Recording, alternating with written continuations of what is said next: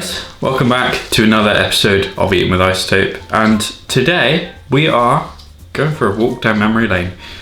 Now, do you remember 3 years ago I grew the magnificent looking Leopard Reaper? That was probably one of my first peppers that sort of gathered some online attention. It was lovely dark foliage plant. It ripened pods which were sort of kind of almost ghost pepper shaped, I guess, but they had anthocyanin on them. They were dark tinged. I think people just loved the look and the shape of them, and so did I. In fact, that year was the first year that I started selling peppers, and I sold so many of those seeds that I actually forgot to leave some for myself. And a very kind lady in the US, I reached out to her on Instagram after having exhausted pretty much every other option that I had, because I was really desperate to grow them again. I was searching for like 2 years out of all my customers of who bought them. I was messaging them, emailing them, trying every method of contact that I had for them. Just so desperate to get those seeds. But yeah, thankfully this lady in America, she still actually had a pack of Leopard Reaper seeds that she hadn't opened. It's quite a big order that she placed, but yeah, thankfully she had a pack, and bless her, she sent them straight back to me, and they arrived. Unfortunately, Royal Mail had one hell of a time. I don't know, they must have got the industrial steamroller or something out, put the seed packet on the floor, drove over it a few times, and stamped on the envelope to make sure that it was all crushed. Ran it through the shredder. God knows what they did, but basically I just had a bag of dust, and there was one seed left in that wreckage that looked like it might have the potential to germinate, and thankfully it did. And that was last year. Kind of babied the plant through that first year. I was like, right, I'm not going to force you to fruit in the first year. It was kind of April, May time by the time it got to a reasonable size. So I thought, I'm going to keep it inside, keep it in a small solo cup, baby it, get it through that first stage so it can fruit in the second year. It's the second year, and I'm happy to confirm that it did fruit. Here it is. So, with that in mind, Leopard Reaper is back on the menu.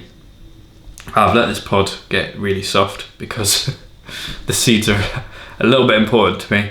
I've since taken 2 clones of the plant that I've got. So I've got 3 plants. So unless we have some kind of natural disaster, the seeds are going to survive. And as far as I know, it's the last remaining surviving Leopard Reaper plant out there. The reason I say that is because you might go online right now and search for Leopard Reaper and find pods that don't really look a whole lot like this, actually. I think the Leopard Reaper is a bit of a misnomer. I think I've probably given it the wrong name, because part of the mystery when I first grew it was, what the hell is this? I planted Carolina Reapers and Trinidad Scorpions, nothing that should have had dark foliage. So I did a bit of Googling. I asked a bunch of people in PLC, what the hell is this? Do you guys know what it is? I think the consensus around that time was Leopard Reaper, because there wasn't a lot else out there with that kind of dark foliage and dark pods, at least not widely known. There's a lot out there right now that's more gnarly than this, more special than this, but to me, I don't know, this plant, this cultivar will always have a special place in my heart. Whether it is the Leopard Reaper or not, that's what I'm going to continue to call it until I find out what it actually is. Because I don't want to just say, oh look, this is my own discovery, I'm going to rename it to Isotope Chilies. I don't even know what I'd call it. I think maybe in a few more generations, once I've got something consistent, I'll consider it again. But right now it's just going to say Leopard Reaper, and I'm going to say openly and honestly, I don't think it is the Leopard Reaper, but it's the best match we've got right now. Whether that's the right approach or not, I don't know. Your feedback will be appreciated on that. But without further ado, I'm stalling because this is the 4th pepper I've eaten today.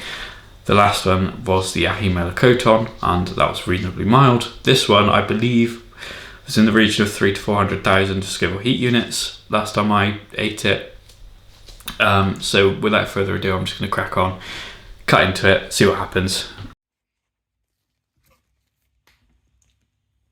Here she is then, in all her beauty.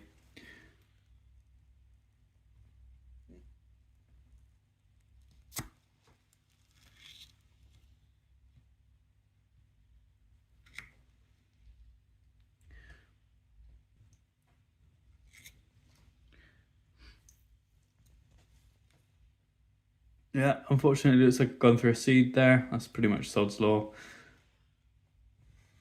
But yeah, just look how blood red that inside is.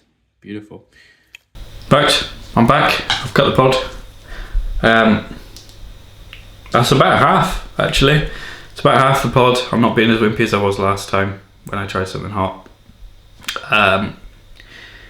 The pod is kind of a bit mushy, I'm not gonna lie. It's like borderline whether I should eat it or not.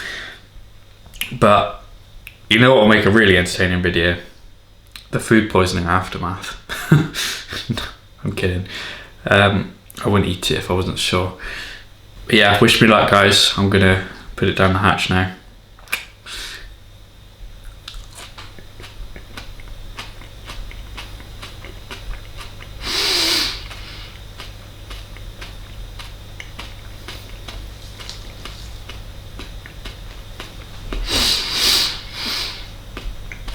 What do I remember from the heat on this one? I don't think it was particularly delayed. Of course, having said that, I can now feel it creeping up. Oh boy. Actually, I do remember making that link last time between the creeping heat and the Reaper. Oh man, it's ramping up. Oh boy, that's hot. I don't know how hot this is going to get. This is getting painful. There was no upfront heat at all. There was no indication that this is even going to be hot until I swallowed it. It's much like the Hallows Eve in that regard, I think. The pain's like right in the back of my throat on my left tonsil. Right in that little pocket. It's not going to give me hiccups. It's not that kind of pain.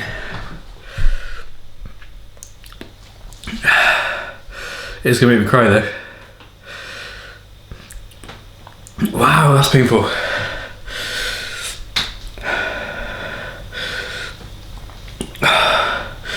That's the kind of pain that's gonna give me an endorphin dump. Wow.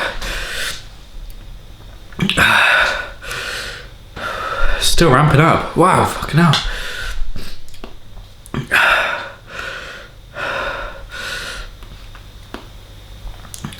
Jeez. Starting to feel quite lightheaded now.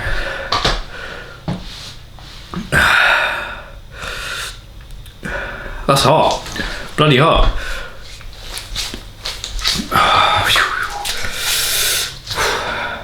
Okay. It's hot, but I can still talk, you know. I'm still here. It's just, it feels like I'm not. Oh, that's trippy, that is. This is what I can only imagine being high, it feels like.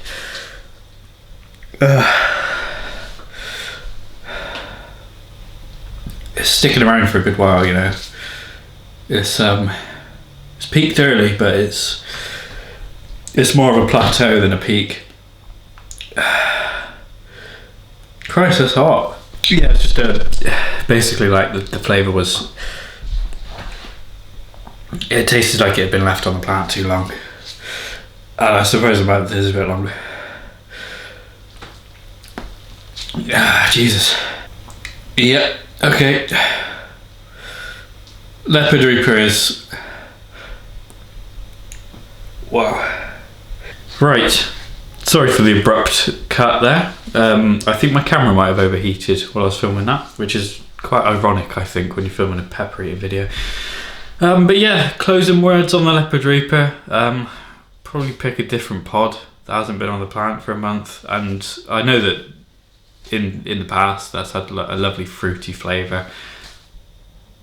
Just didn't get around to filming this in time. I've got other pods, so I might do a follow-up. But I think you get a picture.